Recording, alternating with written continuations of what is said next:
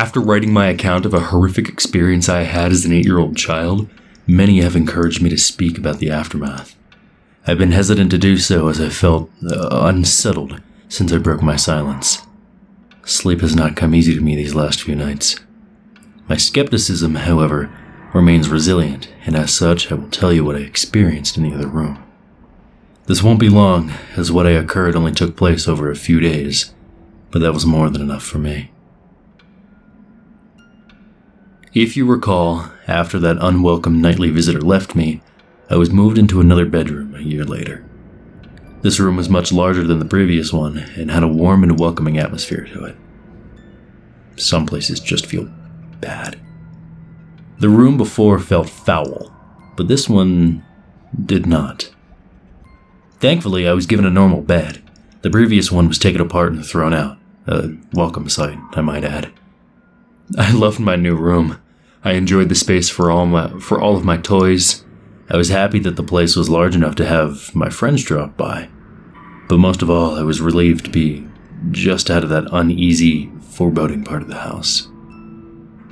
On the first night, I slept more soundly than I had done for a long, long time. Of course, I still moved my bed several feet from the wall. I told my mother that I and my friends liked to use the gap between the bed and the wall as a hiding place when we were playing. I awoke the next day feeling refreshed and relaxed. As I lay there watching some of my favorite cartoons on a small portable television, I noticed something odd. An old, dark brown armchair, which had always been there, sat at the foot of my bed, large and looming. It was frayed and worn, having been given to us as a part of a suite by my cousin. But it had been used many times even before that. You see, the chair itself was not unusual, but what unsettled me was that I could have sworn that before I went to sleep, the chair had been facing away from the bed. Now, in the cold light of day, the chair was facing me. I assumed one of my parents had moved it while I slept, probably looking for something which I had left there before we switched rooms. The second night was not as restful. It was around 11 p.m., and I could hear my parents' television from the other side of the house. The room was largely in darkness, the only illumination an orange hue drifting through my window from the streetlights outside. I lay there content until I had heard something quiet, yet unmistakable. You see, at first I thought it was the sound of my own breath, exhaling and inhaling as I rested. But when I stopped for a moment, the quiet, almost inaudible sound of someone else in the room breathing in and out did not cease. It continued, rhythmically and without pause. I lay there in darkness. While I was still recovering from the terror instilled in me from my experiences in the previous room, I was not entirely afraid.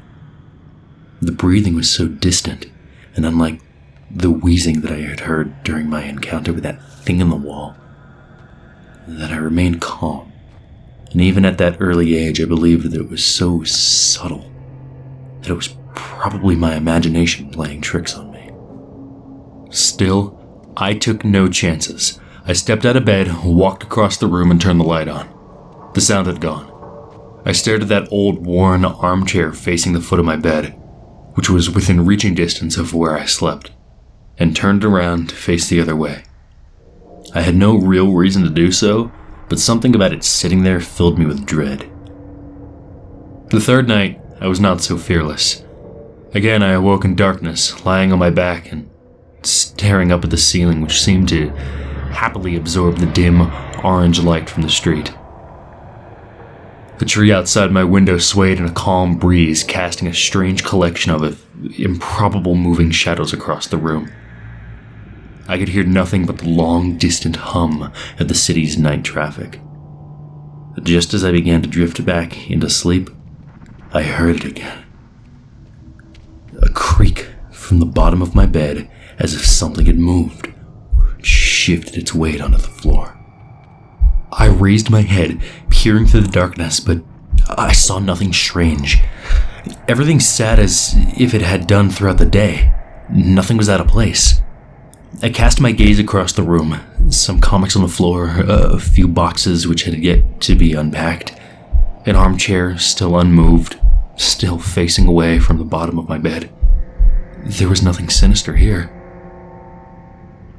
I was now fully awake, glancing over at my television, considering whether or not to enjoy some late-night TV. I'd have to keep the volume low, of course, as my older brother would hear it in the next room and no doubt tell me to shut it off. Just as I sat up fully in bed, I heard it again. A low creak, accompanied by the sound of the slightest of movements. I looked again at the room. The dim orange shadows cast by the leaves hanging by the window now took a more menacing form. I still saw no reason to be afraid. I stared at the chair at the end of my bed and saw nothing unusual about it. It's quite common for the mind to take a moment to fully come to terms with what it's seeing. It takes time to put the full horror of what's in front of you together into a moment of cold, bitter realization. Yes, I was staring at that old, worn armchair in the dark, but what I was also staring at was the person sitting in it. In the dim light, I could only see the outline of the back of its head, the rest obscured by the spine of the chair. I sat motionless, staring, praying, hoping that my eyes were being misled by their surroundings. The slow creak of movement of it as it shifted in its battered throne chilled me to my very core. This was no mere trick of the dark. Then it shifted onto its right side. I knew what it was doing. It was turning to look at me. It was difficult to make out, even in that room. It seemed darker than everything else around it. I saw what looked to be a collection of long fingers slip over the crest of the chair, and then another. The room was silent, but for the sound of this thing shuffling in its seat, and the crash of my racing heart. At first, I could only make out the outline of its forehead. Then it began to rise up, revealing 2 pinpoints of light in the dark recesses of its deeply set eye sockets. It was fucking staring at me. I screamed, and within a moment, my brother and mother came into the room, switching the light on and asking if I had another bad dream. I sat speechless, barely acknowledging them, staring intently at the now empty armchair. I was only in that room for another few days before we suddenly moved. I saw nothing for the remaining nights, except for my last sleep in that room, where I awoke to the warm air of something breathing into my ear. I jumped out of bed, turning the lights on. The slow, rhythmic breath of something unseen remained, louder than before.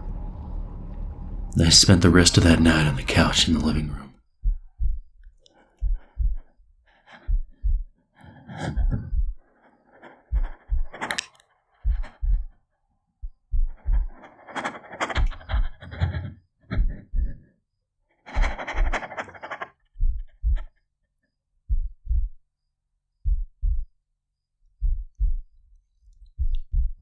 2 years later, I slept soundly in my bed in our new house. There had been no other incidences, and I was sure that I left behind whatever strangeness had plagued me in that little average suburban home. I was, however, left one parting gift. My tormentors, and in my opinion, the watcher in that armchair was a different entity to the thing in the elongated room, had one last surprise in store for me, like an animal claiming its territory, and I was not entirely out of their grasp. For one last terrifying moment, I felt the presence of those things. I lay there sound asleep. 2 years since those horrifying experiences, and I was in the throes of a nightmare, and suddenly happily found myself awake, safe and sound in my bed. The room was darker than usual, and I breathed a sigh of relief, as one does when waking from a nightmare. But the room was so dark. I could see nothing at all, as if something had snuffed out all the light. I chuckled to myself, realizing that I must have pulled my blanket up and over my face while sleeping. The cotton blanket felt cool against me, but the air was a little too warm, almost stifling. Just as I was about to remove the blanket for some air, I heard it. For the last time, I heard it. The rhythmic breathing of the Watcher at the end of my bed.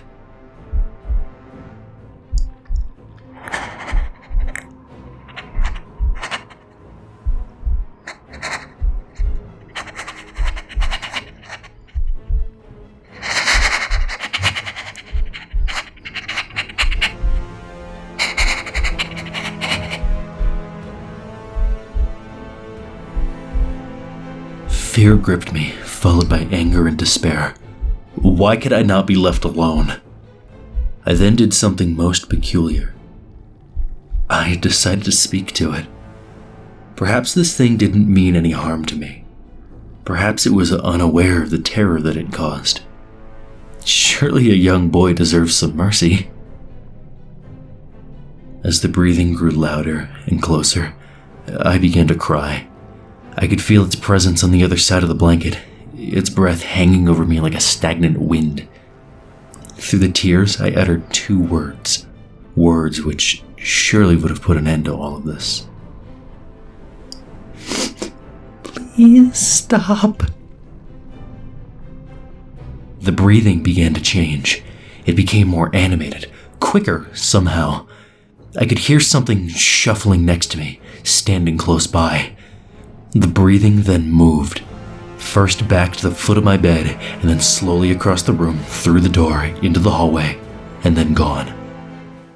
Half crying, half elated, I lay in the still darkness, my face still covered by the blanket. You may consider this a victory of some sort, but I do not. If those things were real, I now know beyond a shadow of a doubt that their intentions were not misconstrued. They were twisted, filled with malice.